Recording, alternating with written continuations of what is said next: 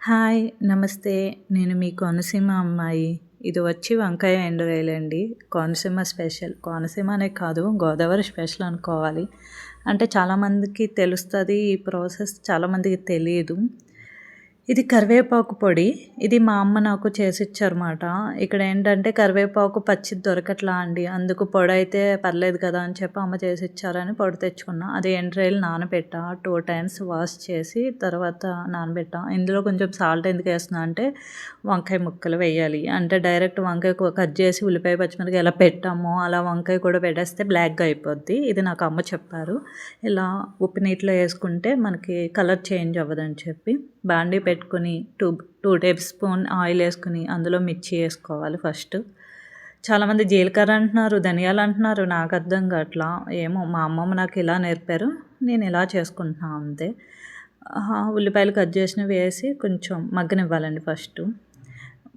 మూత పెట్టేసి కొద్దిసేపు మగ్గనిచ్చిన తర్వాత మనం 2 సార్లు వాష్ చేసుకోవాలి.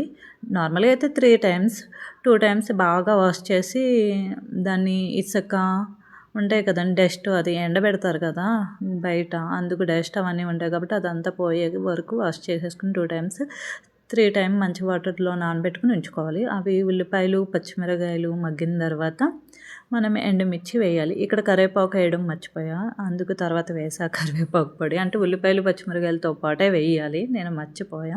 ఇది కరివేపాకు పొడి మాట. చెప్పాను కదా, గుజరాత్‌లో కరివేపాకు దొరకడమే కష్టమైపోతుంది. వీళ్ళు ఏ టైప్ తింటారో నాకు అర్థం కావట్లేదు. తోటకూర దొరకదు, గోంగూర దొరకదు, చాలా దొరకవు. ఇక్కడ మగ్గిందా లేదా అని నేను టెస్ట్ చేస్తున్నా. తర్వాత కొద్దిసేపు మగ్గనిచ్చాక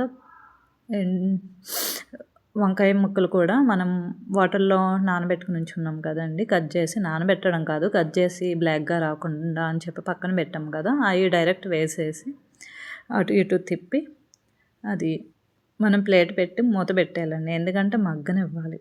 ఇక్కడ నాన్ వెజ్ తింటే తప్పని చెప్పాను కదా, సో ఎవరికీ తెలీదండి. మేము చాలా సీక్రెట్‌గా డోర్స్ అన్నీ లాక్ వేసేసుకుని అప్పుడు తింటాం.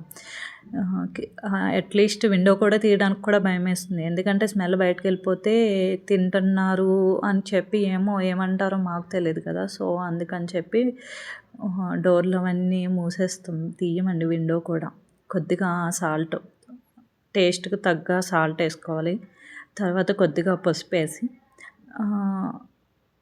1 స్పూన్ కూడా కాదు, కొంచెం లిటిల్ బిట్, కొంచెం కారం వేసి అటు ఇటు తిప్పి మూత పెట్టాలి.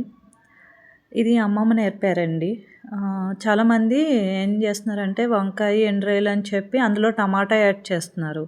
మరి టమాటా ఎందుకు యాడ్ చేస్తున్నారో నాకు తెలియట్లా. మళ్ళీ అల్లం వెల్లుల్లి పేస్ట్ వేస్తున్నారు. మేము అసలు అల్లం వెల్లుల్లే వెయ్యం. ఎందుకు, అల్లం వెల్లుల్లి స్మెల్లే వచ్చేస్తుంది వంకాయ ఎండు చేపల్లో. అందుకని చెప్పి వంకాయ, ఎండు చేప, ఎండు రొయ్యలు వండుతారండి. మీకు తెలుసో లేదో తెలీదు. ఎండు చేపలది కూడా రెసిపీ నేను తర్వాత పోస్ట్ చేస్తాను. ఎందుకంటే ఎండు చేపలు అయిపోయినాయి తెచ్చుకున్నవి. ఇవి సంక్రాంతికి వెళ్ళాం కదండి. సంక్రాంతికి వెళ్ళినప్పుడు అమ్మ నాకు ఎండు చేపలు, ఎండు రొయ్యలు ఇచ్చింది. తర్వాత కొద్దిగా వాటర్ వేయాలండి. వాటర్ వేసేసి మగ్గనివ్వాలి. అంటే నేను అక్కడ టెస్ట్ చేస్తున్నా వంకాయ మగ్గిందా లేదా అని. ఆల్మోస్ట్ అయిపోయినట్టే, మగ్గింది కూడా కర్రీ. ఎందుకైనా మంచిదని చెప్పి మళ్ళీ ఎండ్రాయి కూడా చూస్తున్నా మగ్గిందా లేదా అని. అంటే ఇప్పుడిప్పుడే కదండి నేను కూడా కుకింగ్ చేయడం నేర్చుకుంటున్నా. నాకు అంతకుముందు ఏమీ తెలీదు. ఓన్లీ స్నాక్స్ ఆ టైప్ అయితేనే నాకు ఇంట్రెస్ట్ కాబట్టి ఆ టైపే చేస్తా, కానీ ఇలా చేయను. మూత పెట్టేసి మగ్గనిచ్చానండి. ఆ క్లిప్ తీయలా, సారీ. సో మళ్ళీ టెస్ట్ చేస్తున్నా అంతే. కాకపోతే చాలా బాగుంటుంది వంకాయ ఎండు రొయ్యలు, వంకాయ ఎండు చేప అండ్ టమాటా ఎండు రొయ్యలు, టమాటా ఎండు చేప చాలా ఉంటాయండి. ఇంకా ములంకాడ ఎండు రొయ్యలు, ములంకాడ ఎండు చేప, ఇలా చాలా చాలా కోనసీమ స్పెషలే ఉంటాయి. ప్లీజ్ నా యూట్యూబ్ ఛానల్ని సబ్స్క్రైబ్ చేయండి.